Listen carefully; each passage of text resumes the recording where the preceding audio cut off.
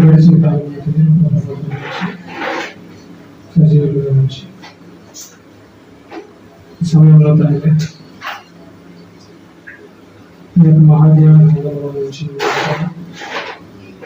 కొన్ని నిమిషాలు మీరు నేర్చుకోవడానికి మీరు ఇచ్చిన అవకాశాన్ని బట్టి కృతజ్ఞతాస్తులు తెలుస్తుంది తండ్రి.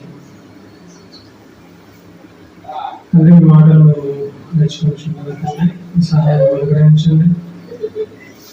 మీకు నమ్మకంగా తండ్రి కార్యక్రమం జరిగించమని మించిన పిల్లలకు వెనగలిగించేవారు గ్రహించే మనసును వారు అనుగ్రహించమని వేడుకుంటున్నాను.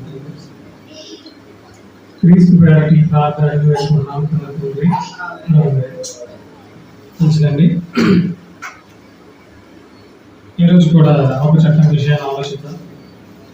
అదే శాస్త్రానికి అందని జీవం ఎక్కడ ఉంది. అంటే శాస్త్రానికి అందని జీవము ఎక్కడ ఉంది. ఎందుకంటే ఈరోజు శాస్త్ర ప్రపంచాన్ని ఆలోచిస్తుంటే ఎంతో టెక్నాలజీతో మానవ మేధస్సుకి అంటే మనిషి ఊహించని విధంగా ఈరోజు టెక్నాలజీ పెరిగిపోయింది. శాస్త్రాలు పెరిగిపోయింది. ఈ శాస్త్ర పరిజ్ఞానం గురించి మనం ఆలోచిస్తుంటే మనిషి ఎవరి పోలిక? దేవుని పోలిక. మనిషి సాక్షాత్తు దేవుని పోలిక. కాబట్టి దేవుడు ఏ విధంగా అయితే సృష్టిని చేశాడో దానికి ప్రతి సృష్టి అంటే దేవుడు ఏ విధంగా సృష్టిని చేశాడో అదేవిధంగా మనిషి కూడా ప్రతి సృష్టిని చేస్తున్నాడు. అంటే దేవుడు చేసినటువంటి ఎన్నో వింతల్లో మనం ఆలోచిస్తే ప్రతి దానికి మనిషి ఏం చేస్తున్నాడు? మనిషి కూడా ఊహించిన వాటిని కలిగిస్తున్నాడు. ఊహించని ఎంత ఊహించని పరిస్థితిలో ఉందంటే అసలు ఒక విమానాల గురించి ఆలోచించండి. ఒక విమానం గాల్లో మనిషిని ప్రయాణం చేయగలగడానికి అంటే కొన్ని వందల వేల కిలోమీటర్ ప్రయాణిస్తుందంటే దాన్ని కనిపెట్టింది ఎవరు? మనిషి. అవునా? ఇలా మనం ఆలోచించుకుంటూ వెళ్తుంటే కొంతకాలానికి సాఫ్ట్వేర్ ఉద్యోగాలన్నీ ఖాళీ అయిపోతా అంటారు. ఏంటవి? కొంతకాలానికి ఈ టైపింగ్ సిస్టమ్ వర్క్స్ అన్ని కూడా ఏమైపోతాయంటే ఖాళీ అయిపోతాయి. ఎందుకు? ఇప్పుడు వచ్చినటువంటి టెక్నాలజీ వలన అన్నీ ఏం చేస్తున్నాయి? రోబోలు అన్ని పనిచేసేస్తాయి. రోబోలు ఇక మనిషి పని చేయాల్సిన అవసరం లేదు. డేటా ఎంట్రీ చేయడం ఇలాంటి చిన్న చిన్న పనులు ఏం చేస్తాయంటే ఈ రోబోలు పని చేసేస్తాయి. కాబట్టి మనిషి ఏమైపోతాడు? ఖాళీ. అంటే రాబోయే రోజుల్లో సాఫ్ట్వేర్ ఉద్యోగులందరూ కూడా ఖాళీ అయిపోతారేమో అనేటువంటి ఒక అనుమానం వచ్చేసింది. ఎందుకు? శాస్త్రము అభివృద్ధి చెందుతుంది. శాస్త్ర పరిజ్ఞానం కూడా అయిపోతుంది. అంతకందుకు అభివృద్ధి చెందుతుంది. అలా అభివృద్ధి చెందుతూ ఈ శాస్త్రం ఒక పరిశోధన చేపట్టిందండి. ఏంటది? జీవాన్ని కనిపెట్టాలి, జీవాన్ని కనుగొనాలి. ఏంటి జీవం? మనిషి జీవిస్తున్నాడు కదా, జీవిస్తున్న మనిషి ఒక్కసారిగా చనిపోయి ఆ జీవాన్ని కోల్పోతున్నాడు. అయితే ఎలాగైనా సరే ఈ జీవం ఎక్కడి నుంచి వచ్చిందో, ఇది మనిషిని విడిచిపెట్టి ఎక్కడికి వెళ్ళిపోతుందో దీన్ని పట్టుకోవాలనుకుంది. అనుకుని ఎన్నో ఎన్నో ఎన్నో ప్రయోగాలు చేస్తూనే ఉన్నాడు. చేసి ఆఖరికి ఎప్పటికైనా జీవం ఎక్కడుందో కనుగొంటాం అంటున్నారు. ప్రయోగం చేస్తున్నారు, విఫలమైపోతుంది. ప్రయత్నం చేస్తున్నారు, విఫలమైపోతుంది. కానీ చేస్తూనే ఉన్నారు. ఎప్పటికైనా సరే మేము జీవాన్ని కనుగొంటా ఉంటాం. అందుకే శాస్త్రానికి అందని జీవము ఎక్కడ ఉంది? అంటే ప్రపంచాన్ని ఏలుతున్నటువంటి శాస్త్రవేత్తలకి తెలియనిది, దొరకనిది ఎక్కడ ఉందో మనకు తెలుస్తుందా? మనకు తెలియదు కదా. మరి ఎక్కడ ఉంది అని మనం ఆలోచిస్తున్నాం. ఎక్కడ ఉందని మనం ఆలోచిస్తున్నాం, బైబిల్ని పరిశీలిస్తున్నాం. ఒక న్యూస్ ఏమొచ్చిందంటే చదువుతున్నానండి, ఒక న్యూస్. మళ్ళీ బ్రతకాలనే కోరికకు జీవం పోస్తున్నారు. అంటే మళ్ళీ బ్రతకాలి అంటే మనిషి చనిపోయిన తర్వాత మరలా బ్రతకాలి, చనిపోయిన తిరిగి బ్రతికించే అవకాశం కల్పిస్తానంటుంది. చనిపోయినా సరే తిరిగి బ్రతికిస్తాను అనే అవకాశం కల్పిస్తానంటుంది జర్మన్ కంపెనీ టుమారో బయో. ఎవరిది? జర్మన్ కంపెనీకి చెందినటువంటి వాళ్ళు చనిపోయిన వ్యక్తి మరలా బ్రతికించేస్తాం. వ్యక్తి చనిపోయాక శరీరం మెదడును క్రయోఫ్రిజియేషన్ ల్యాబ్లో పెట్టి 196 డిగ్రీ ఉష్ణోగ్రతలో భద్రపరుస్తారంట. శరీరాన్ని భద్రపరిచి భవిష్యత్తులో అంటే రాబోయే రోజుల్లో ఒకవేళ టెక్నాలజీ అభివృద్ధి చెందితే జీవ పునరుత్థానానికి కావలసినటువంటి అవకాశాన్ని కల్పిస్తారు. పూర్తి బాడీని ఫ్రిడ్జ్లో పెట్టడానికి 1.8 కోట్లు ఖర్చు అవుతుందండి. ఎంత? ఒక బాడీని ఫ్రిడ్జ్లో పెట్టడానికి 1.8 crore ఖర్చు అవుతుంది. అంత కట్టాలి. మెదడుకు 67.2L చెల్లించాల్సింది. ఇప్పటికీ 6 శరీరాలను దాచారు ఫ్రిడ్జ్లో, 5 జంతువుల శరీరాలను దాచారు. అంటే ఇలా ఫ్రిడ్జ్లో దాచిన తర్వాత ఫ్యూచర్లో అంటే భవిష్యత్తులో ఒకవేళ ఇంకా మెడికల్ టెక్నాలజీ ఇంకా బాగా అభివృద్ధి చెందితే, శాస్త్రం ఇంకా అభివృద్ధి చెందితే ఈ శరీరాలు ఏం చేస్తాము? మరలా జీవంతో నింపేస్తా ఉంటుంది శాస్త్రం. అంటే ఈ లోపల ఎప్పుడైనా సరే ఒకవేళ మేము జీవాన్ని పట్టేసుకుంటే ఈ ఫ్రిడ్జ్లో ఉన్నటువంటి బాడీలో ఏం చేసేస్తాం? మేము జీవాన్ని పంపించేస్తాం. అలా జీవం వెళ్ళిపోగానే మరలా మనిషి అయిపోతాడు, బ్రతికేస్తాడు. కాబట్టి అలా మీరు శరీరాన్ని మరలా మీరు చనిపోయిన వ్యక్తిని మరలా బ్రతికించాలంటే ముందు ఏం చేయాలి?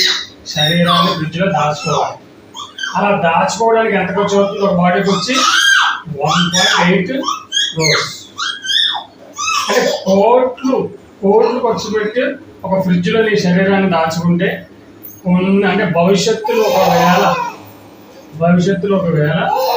మెడికల్ టెక్నాలజీ అభివృద్ధి చెందితే నీ శరీరంలోనికి నువ్వు ఏం చేస్తావు?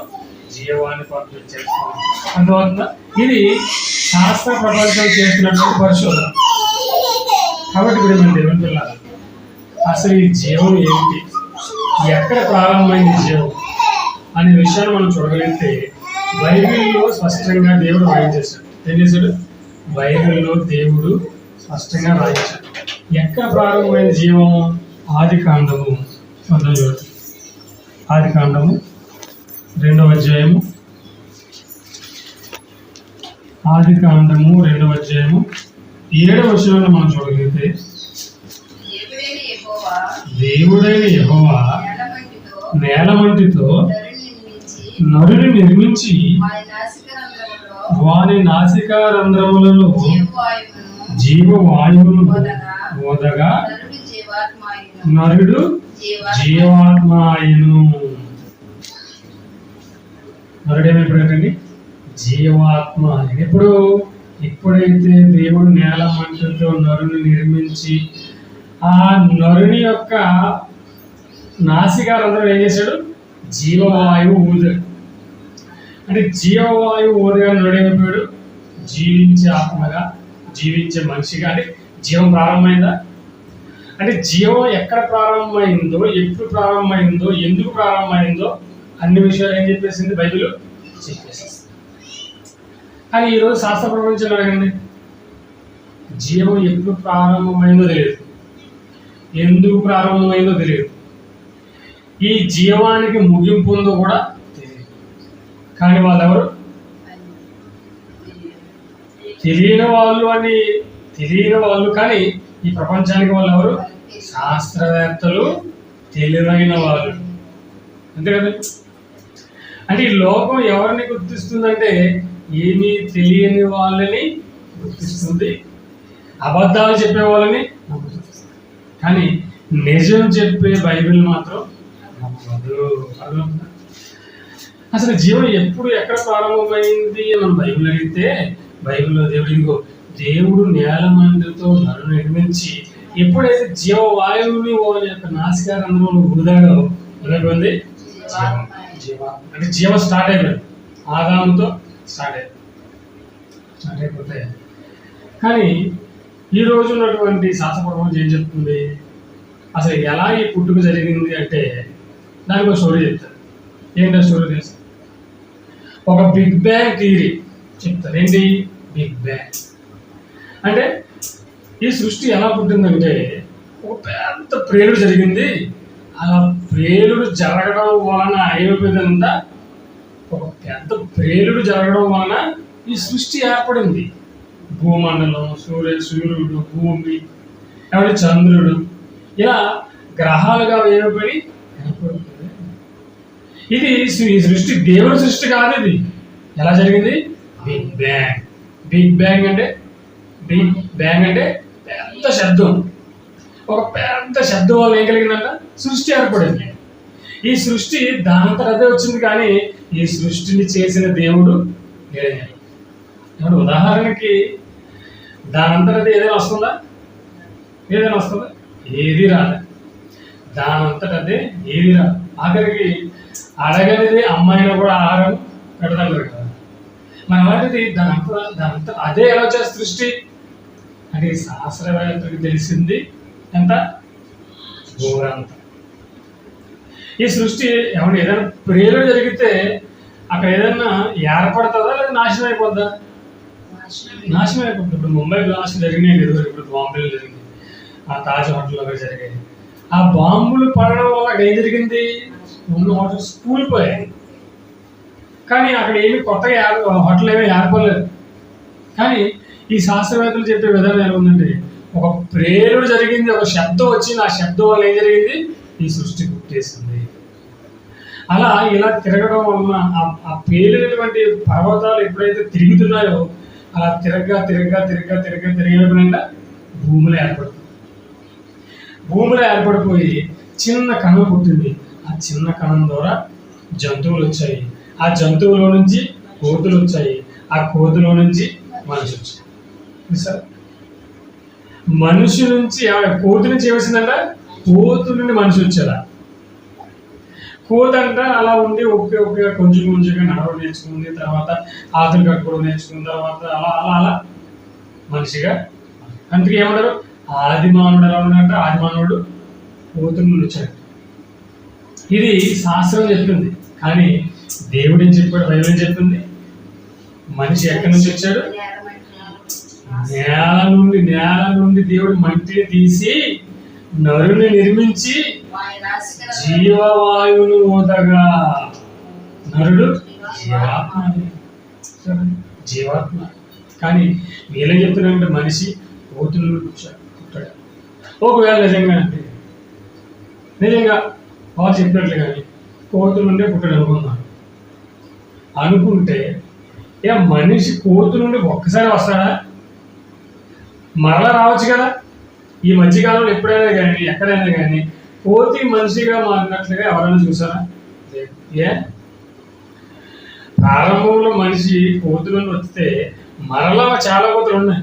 అవి ఎందుకు మనిషిలో మారట్లేదు? మరి మారాలి కదా. ఒకసారి మారుతుందా?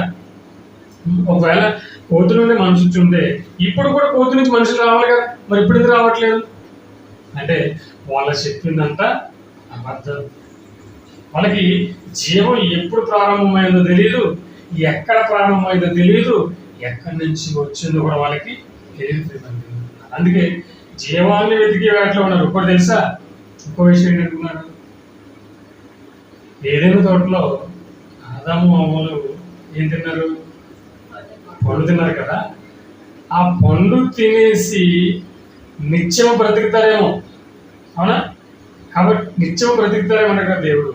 కాబట్టి ఆ పండ్లు కూడా ఎక్కడ ఉన్నాయో చూద్దామని ఆ పండ్ల గురించి కూడా ఏం చేస్తారు? వీళ్ళు పరిశోధన చేస్తారు. అర్థమైందా? అంటే ఏదైనా తోటలో ఆదాము అవ్వలు తిన్న పండ్లు దొరికితే అవి తినేసి మనం ఇప్పుడు కూడా మనం నిత్యము జీవించవచ్చు, అంటే మనిషి యొక్క జీవితాన్ని మనం ఏం చేద్దాం, ఆయుష్కాలాన్ని పెంచేయచ్చు అనేసి ఆ పండ్ల కోసం వెతుకుతున్నాం. కానీ అవి దొరకవు. ఇప్పుడున్న ఏదైనా తోట లేదు, ఏదైనా తోట లేదు, అందులో ఉన్న పండ్లు కూడా లేవు. కానీ ప్రజల యొక్క మరి శాస్త్రవేత్తలకి సాధి శక్తి వస్తాయి. శాస్త్రవేత్తలకి సాధి ఎవరిస్తారు? ప్రభుత్వం ఇస్తుంది, అంతే కదా. పరిశోధనలు చేసే వాళ్ళు మన అవగాహనకు చంద్రయాన్ ఎన్ని ఉన్నాయి కదా, వీళ్ళకి ఎవరిస్తారు? ప్రభుత్వం ఇస్తుంది. ప్రభుత్వాలు ఎక్కడి నుంచి వస్తాయి? మన దగ్గర నుంచే, ప్రజల దగ్గర నుంచి తీసుకుని ప్రభుత్వాలకు ఇస్తారు. కాబట్టి వాళ్ళు ఖాళీ కూర్చుంటే కుదరదు. కాబట్టి ఏం చేస్తారు? ఏదో పరిశోధన చేస్తున్నాం పేరుతోటి చేస్తారు. మొన్న ఈ మధ్య ఒక ఆవిడ ఎక్కడికి వెళ్ళిపోయింది, చంద్రమండలంలోకి వెళ్ళిపోయి 2 నెలలు 3 నెలలు ఉంటుంది అనుకుంటా. ఆమె పేరు ఏదో ఉందండి. నిజానికి ఆమె వెళ్ళిందో లేదో తెలియదు, అక్కడ ఉండిపోయిందో లేదో తెలియదు. సునీత విలియం అన్న ఆవిడ వెళ్ళిందని ఒక వీడియో పెట్టారు, వచ్చేసింది మళ్ళీ తిరిగి ఒక వీడియో పెట్టారు. అది నిజమో అబద్ధమో దేవుడికే తెలియదు, అవునా? కానీ ఈ మధ్యలో ఆయన ఖర్చు అంతా ఎవరు భరించాలి? ప్రభుత్వమే. అర్థమవుతుందా? అంటే శాస్త్రవేత్తలు చెప్పేది ఏది కూడా నిజం కాదు, జనాల్ని మోసం చేసి సొమ్ము చేసుకుంటారు అంతే. కాబట్టి ప్రేమ దేవుని పిల్ల, ఎప్పుడు ప్రారంభమైంది ఇది? ఏదైనా తోటలో జీవం అనేది ప్రారంభమైంది. కాబట్టి ఈ జీవాన్ని వెతకడానికి, ఈ జీవాన్ని పట్టుకుని మనిషి యొక్క ఆయుష్కాలాన్ని ఏం చేస్తాం? మేము పెంచేస్తాం. 1000 సంవత్సరాల వరకు పెంచేస్తాం. ఇక దేవునితో మాకు పని లేదు అని చెప్పి సవాల్ చేసిన వాళ్ళు కూడా ఉన్నారు, అవునా? సవాల్ ఎందుకు? మరి మనిషిని బ్రతికించేస్తే ఇక దేవుడితో పని ఎందుకని మనకి? ఈ జీవాన్ని వాళ్ళు కనిపెట్టేస్తే దేవుడు అవసరం లేదని చెప్పేసి వాళ్ళు ఏం చేశారు? దేవుని మీదే తిరుగుబాటు చేసేది. అయితే ఈ జీవం ఎక్కడుంది? ఏమండి, ఈ జీవం ఎక్కడ ఉంది, ఎలా పోయిందంటే, ఇదిగో ఎప్పుడైతే ఆదాము అవ్వలు తప్పు చేశారో అప్పుడు వాళ్ళకి ఏమొచ్చింది? మరణం వచ్చింది, అవునా? ఎప్పుడైతే ఆదాము అవ్వలు తప్పు చేశారో, తప్పు చేసిన వెంటనే దేవుడు చేసిన శిక్ష ఏంటి? మరణం. అంటే వాళ్ళు ఏమైపోయారు? జీవాన్ని పోగొట్టుకున్నారు, మరణాన్ని తెచ్చుకున్నారు. అంటే తప్పు చేయనంత వరకు ఆదాము అవ్వలు ఎవరు? అమరులు. వాళ్ళకి మరణం అనేది లేదు, అర్థమవుతుందా? నిత్యము ఇంకా ఏదో తోటలో తిరగడము, వాళ్ళకి దొరికిన పండ్లని తీసుకుని తినడమే. కానీ ఎప్పుడైతే దేవుడు చేయొద్దన్న పని చేశారో వెంటనే ఏం చేసుకున్నారు? వాళ్ళు మరణాన్ని తెచ్చుకున్నారు. మరణాన్ని తెచ్చుకుని ఇక అప్పటి నుంచి వాళ్ళ యొక్క ఆయుష్కాలం తగ్గిపోతూ ఏమైపోతున్నారు? చనిపోతున్నారు, మరణిస్తున్నారు అన్నమాట. అంటే జీవం పోతుంది. అలా పోయినటువంటి జీవాన్ని ఈ శాస్త్రం పట్టుకోవాలనుకుంటుంది. అలా పట్టుకుని మరలా మనిషిని బ్రతికించాలని ప్రయత్నిస్తుంది. కానీ ఎక్కడ ఉంది ఆ జీవం? ఎలా దాన్ని పట్టుకోవాలి? ఎవరి దగ్గర ఉంది ఆ జీవం అనే విషయాలు వాళ్ళకి తెలియడం లేదు. కాబట్టి ప్రారంభ క్రైస్తవులుగా ఉన్నటువంటి వాళ్ళు ఎలా జీవాన్ని వెతికారో, ఎలా ఆ జీవాన్ని పట్టుకున్నారో మరొక సందర్భాన్ని మన బైబిల్లో చూడగలిగితే, తిమోతికి రాసినటువంటి మొదటి పత్రిక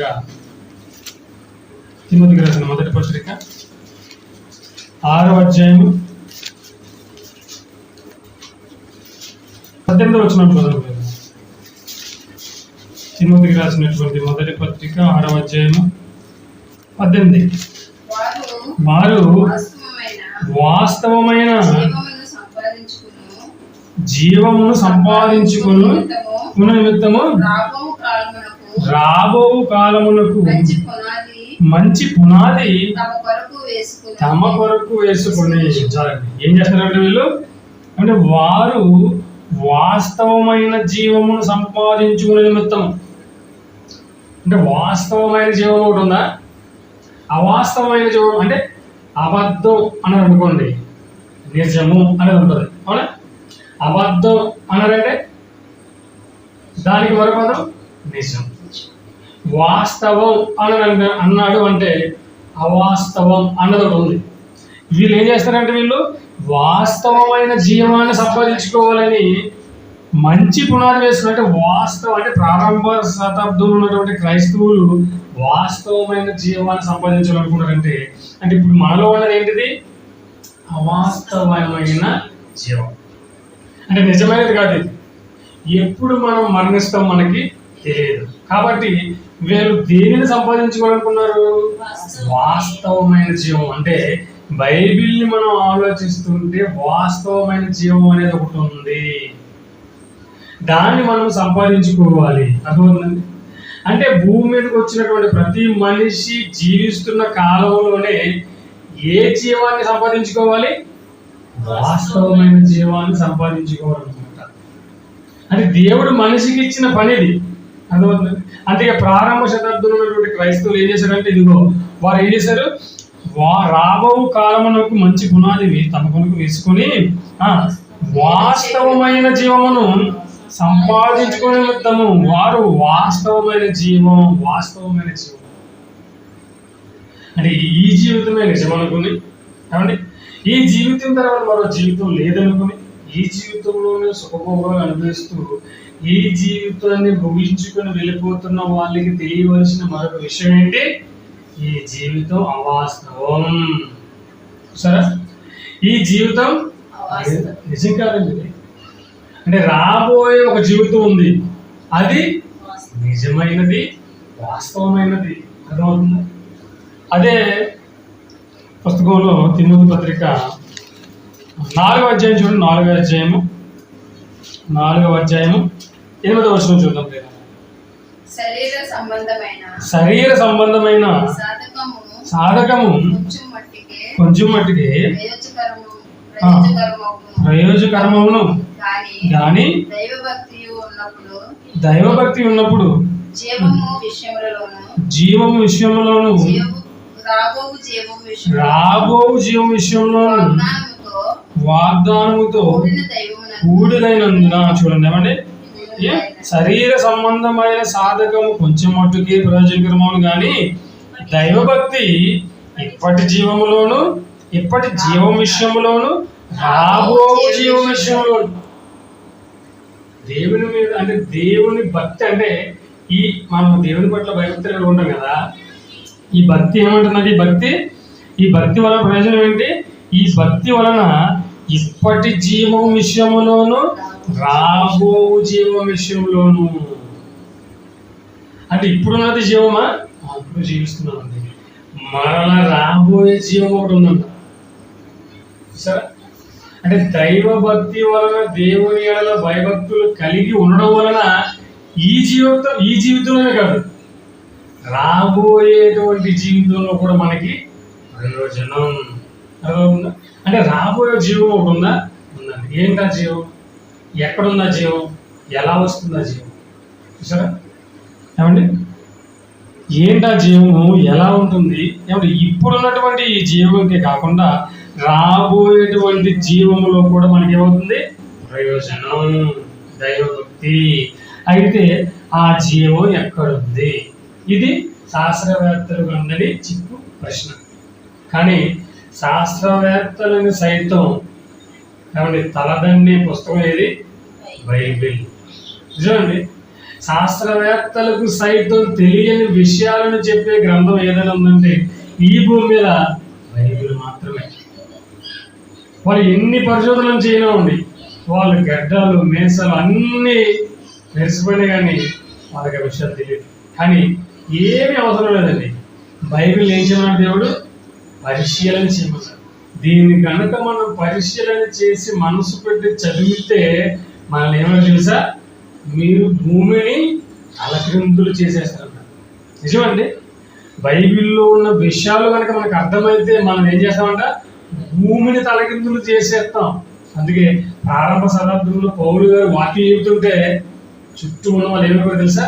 భయపడి, అమ్మో భూమిని తలకిందులు చేసేవాళ్ళు ఎక్కడ కూడా వచ్చారా బాబు అని పారిపోయేవాళ్ళు అనమాట. ఎందుకు? అప్పటి వరకు మనుషులకు తెలియదు. చనిపోయిన వెంటనే గాల్లో కలిసిపోతారు అనుకునేవాళ్ళు. కానీ చనిపోయిన తర్వాత నీకు మరో బ్రతుకుంది. ఆ బ్రతుకు దేవునితో. తల్లి గర్భంలో నీవు నిర్మించింది నీ తల్లిదండ్రులు కాదు, దేవుడే అని ఇలాంటి విషయాలన్నీ బైబిల్లోంచి చెప్పేసరికి ఏమైపోతారు వాళ్ళు? భయపడి పారిపోతూ ఆనాడు అపోస్తలులు పెట్టిన పేరేంటి? భూమిని తలకిందులు చేయవారు. అంతే కదండి. బైబిల్లో విషయాలు మనకి తెలుస్తుంటే మనం చదువుతుంటే మనకి ఎలాగుంటుంది? భయం వేస్తుంది. అంటే నేను దేవుని కుమారున్నా, నేను దేవుని కుమార్తెనా, దేవుడు పంపితే ఈ లోకానికి వచ్చానా, మరలా ఈ లోకాన్ని విడిచి నేను దేవుని దగ్గరికి వెళ్ళిపోవాలా, ఇదే నా జన్మ పరమార్థం అనేటువంటి ఎంత ఆలోచన, ఎంత ఆశ్చర్యం మనకు కలుగుతుంది చూసారా. దీని అంతటి కారణం ఏంటి? బైబిల్లో దేవుడు రాయించిన మాటలు. అర్థమవుతుందండి. కాబట్టి ఈ మాటలు ఎలాంటి వారిని ఏం చేస్తాయి? ప్రభావితం చేస్తాయి. ఎలాంటి వారిని ఏం చేస్తాయి? మార్చేస్తాయి. దేవుని పాదాల చెంత ఏం చేస్తాయి? కట్టిపడేస్తాయి. చూసారా. అసలు ఈ శాస్త్రానికి అందరికి జీవం ఎక్కడ ఉందని వెతుకుతుంటే ఇదిగో ఈ జీవమే కాదు, రాబోయే ఒక జీవం ఉందని మనకి దేవుడు చెప్తున్నాడు. అయితే ఈ రాబోయే జీవం ఎక్కడ ఉంది అని మన బైబిల్ అడిగితే చూడండి, తిమోతికి రాసిన 2వ పత్రిక, అపోస్తలుడైన పౌలు తిమోతికి రాసిన 2వ పత్రిక 1వ అధ్యాయము 1వ వచనం. క్రీస్తు యేసునందున్న జీవమును గూర్చిన వాగ్దానమును బట్టి. ఎక్కడుంది జీవము అని ఆలోచిస్తుంటే ఎక్కడుందంటే ఇది క్రీస్తు యేసునందున్న జీవమును గూర్చి. ఇప్పుడు ఆదాము గారి దగ్గర పోయినటువంటి జీవం మరలా ఎక్కడ దొరికింది మనకి? క్రీస్తు యేసు అంటే యేసు క్రీస్తు దగ్గర దొరుకుతుంది. అంటే యేసు క్రీస్తు దగ్గర జీవం ఉందా? యేసు క్రీస్తు దగ్గర జీవం ఉందా? అమ్మయ్యా, జీవాన్ని మనం కనుగొన్నామా? అని కనుగొన్నాం. శాస్త్రవేత్తలు కనుగొనలేని జీవాన్ని ఎవరు కనిపెట్టారు? బైబిల్ పట్టిన క్రైస్తవులు కనిపెట్టేశారు. నిజమా? నిజమండి. క్రీస్తు దగ్గర జీవం ఉందా? ఉంది. ఎలా చెప్పగలం? యోహాను సువార్త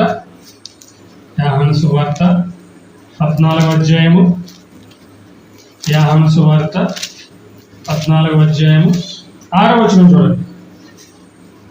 యోహాను సువార్త 14వ అధ్యాయము 6వ వచనం. యేసు నేనే మార్గమును సత్యమును జీవమును, నా ద్వారానే తప్ప ఎవడును తండ్రి వద్దకు రాడు. సరే, యేసుక్రీస్తు ఏం చెప్తున్నాడు? నేనే మార్గమును సత్యమును నేనే జీవం. కనిపెట్టామా? శాస్త్రవేత్తలకు అందని జీవాన్ని మనం కనిపెట్టేసాం. ఎక్కడుంది ఆ జీవం? యేసుక్రీస్తులో ఉందండి. అంటే మనిషి చనిపోయిన తర్వాత మేము మరలా బతికిస్తాం అన్నారు కదా. మనిషి చనిపోయిన తర్వాత మరలా బ్రతకాలంటే ఎవరి దగ్గరికి రావాలి? క్రీస్తు దగ్గరికి రావాలి. అర్థమవుతుందా?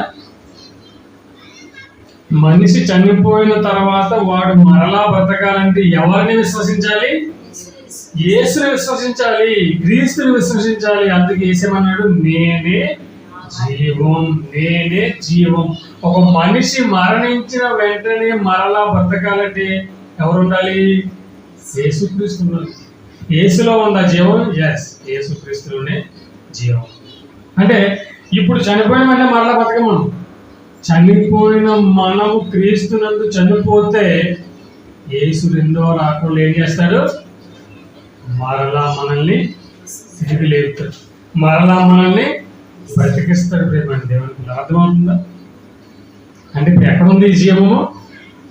యేసులో ఉంది. ఎవరైతే క్రీస్తునందు విశ్వాసం ఉంచి బాప్తిస్మం తీసుకొని క్రీస్తుల తండ్రికి ఇష్టలుగా బ్రతుకుతారో వాళ్ళందరూ ఏమైపోతారు? మరలా చనిపోయిన మరలా వాళ్ళని యేసుక్రీస్తు బ్రతికించేస్తాడు. అందుకే ఇది నమ్మాలనే యేసుక్రీస్తు ఎంతమందిని లేపాడు? ఎందుకు చనిపోయిన లాజరుని మరలా బ్రతికించాడు? చూసారా? ఎందుకు చనిపోయిన ఒక స్త్రీని మరలా తిరిగి బ్రతికించాడు? అంటే నేనే జీవము, చనిపోయిన వారిని సైతం నేను ఏం చేయగలను? బ్రతికించగలను. కాబట్టి మీరు నా యందు విశ్వాసం ఉంచండి. చూసారండి? నా యందు విశ్వాసం ఉంచండి. కానీ ఈ మట్టి మెదడులో ఉన్నటువంటి శాస్త్రవేత్తలకి ఏమవలేదు? అర్థం కాక జీవకణాన్ని పట్టుకోవాలి జీవకణం ఎక్కడ పట్టుకుంటావు? నువ్వే ఒక జీవం, అవునా? మనమే ఒక జీవం. దేవుళ్ళలోంచి వచ్చినటువంటి మనమే ఒక జీవం అయితే ఈ జీవం ఏం తెచ్చుకుంది? మరణాన్ని తెచ్చుకుంది.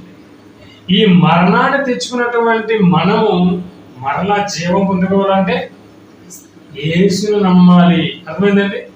యేసును మనం నమ్మితే మరణించిన మరలా తిరిగి మనము బ్రతికేస్తాం. అందుకే యేసుక్రీస్తును సిలువ వేసిన తరువాత ఆ రోజు ఏం జరిగింది తెలుసండి? చనిపోయిన వారు అనేక శవాలు, సమాధులు తెరవబడతాయి. మనం చదువుకుంటాం. ఆ రోజు సూర్యుడు చీకటి కమ్ముతుందా, వెంటనే ఏమవుతాప్పుడు సమాధులు తెరవబడతాయి. సమాధులు తెరవబడగానే అనేక మంది ఏం చేస్తారు? లేస్తారు. లేచి ఆ పట్టణంలో ఉన్న వారందరికీ కనబడతారు. ఎందుకు? క్రీస్తు మరలా వచ్చిన తర్వాత ఏమవుతుంది? చనిపోయిన వారిని సమాధుల్లో ఉండి ఆయన లేపుతాడు, పిలుస్తాడు అందరినీ. క్రీస్తునందు విశ్వాసం ఉంచిన వారందరినీ కూడా ఆయన ఏం చేస్తాడు? తిరిగి లేపుతాడు. చనిపోయినా తిరిగి బ్రతకాలనుకుంటే, చనిపోయినా మరలా తిరిగి నీవు జీవం పోసుకోవాలనుకుంటే నువ్వు ఎవరి దగ్గరికి రావాలి? క్రీస్తు యేసు యొద్దకు నీవు రావాలి.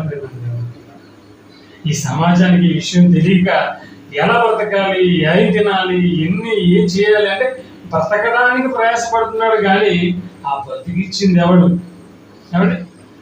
ఆ బ్రతుకుని ముగిస్తున్నది ఎవరు? ఈ విషయాలు ఎవరు కూడా ఆలోచించారు. చివరికి ఒక మాట చూసి ముగించేసుకుందాం. యోహాను సువార్త 11వ అధ్యాయము 25వ వచనం. యోహాను సువార్త 11వ అధ్యాయము 25వ వచనం. అందుకు యేసు, పునరుత్థానమును జీవమును నేనే, నాయందు విశ్వాసం ఉంచువాడు చనిపోయినను బ్రతుకును. చూసారా ఏమన్నాడు ఆయన? ఇదిగో అందుకు యేసు, పునరుత్థానమును జీవమును నేనే, నాయందు విశ్వాసం ఉంచువాడు చనిపోయినను బ్రతుకును. బ్రతికి నాయందు విశ్వాసం ఉంచి ప్రతి వాడును ఎన్నటికీ చనిపోడు. ఏమన్నా మళ్ళీ? బ్రతికి నాయందు విశ్వాసం ఉంచి ప్రతివాడు ఎన్నటికీ చనిపోడు. అంతే కదండి. ఈరోజు వీళ్ళకి కావాల్సిందండి చనిపోతున్న వాళ్ళు మరలా తిరిగి బ్రతకాలి. ఓకే, బ్రతికిస్తాడు. ఎవరు? యేసుక్రీస్తు బ్రతికిస్తాడు. బ్రతుకుండగా నీ బ్రతుకును నీవు దేవునికి ఇస్తే చనిపోయిన తర్వాత నీకు మరలా బ్రతుకుని ఇస్తాడు దేవుడు. చూసారు? జీవాన్ని కనిపెట్టామా? కనిపెట్టేసాం. అబ్బో ఎన్ని డిగ్రీలు చేశారు వాళ్ళు, శాస్త్రవేత్తలు అన్న వాళ్ళు. ఎన్నో డిగ్రీలు చేసి లక్షల కోట్లు తగలబెట్టి ఆ స్టేజ్లో కూర్చున్నారు. అవునా? ఆ పదవిలో కూర్చుని ఇంకా జీవాన్ని కనిపెట్టలేదు. మనం ఏం చేస్తాం? లేదండి. ఉదయం పనికి వెళ్ళినాం, వచ్చాం, బైబిల్ పట్టుకున్నాం. చెప్పేశాడు దేవుడు. ఎక్కడుంది జీవం? యేసులో ఉంది జీవం. చనిపోయి మీరు తిరిగి బ్రతకాలనుకున్నారా? ఎస్, నేను మళ్ళీ బ్రతకాలనుకున్నాను. అయితే నువ్వు ఏం చేయాలి? క్రీస్తునందు విశ్వాసం ఉంచాలి. క్రీస్తునందు విశ్వాసం ఉంచి నువ్వు చనిపోతే మరలా నీవు బ్రతుకుతావు. అర్థమైందండి? కాబట్టి శాస్త్రవేత్తలకి అందరి జీవం ఎక్కడ ఉంది? బైబిల్లో ఉంది, యేసులో ఉంది. యేసును విశ్వసిస్తున్నటువంటి క్రైస్తవుల్లో ఉంది. చనిపోయి మరలా మీరు బ్రతకాలనుకున్నారా? యేసు వచ్చినప్పుడు ఆయన మిమ్మల్ని పిలవాలనుకున్నారా? అయితే మీరు చేయవలసిన పని ఏంటి? యేసుక్రీస్తునందు విశ్వాసం ఉంచాలి. యేసు చెప్పిన ఆజ్ఞల ప్రకారంగా మీరు జీవించాలి. అలా జీవించి మరణిస్తే ఒకరోజు యేసు రెండవ రాకడలో వస్తాడు. ఆయన యందు నిద్రించిన వారందరినీ పిలిచి ఆయనతో పాటు పరలోకానికి తీసుకుని వెళ్ళాడు. కాబట్టి మనమంతా యేసు పిలిచే గుంపులో ఉండాలని కోరుకుంటూ ఇలా మాటలు ముగిస్తున్నాను. చిన్న ప్రార్థన చేసుకుంటాం.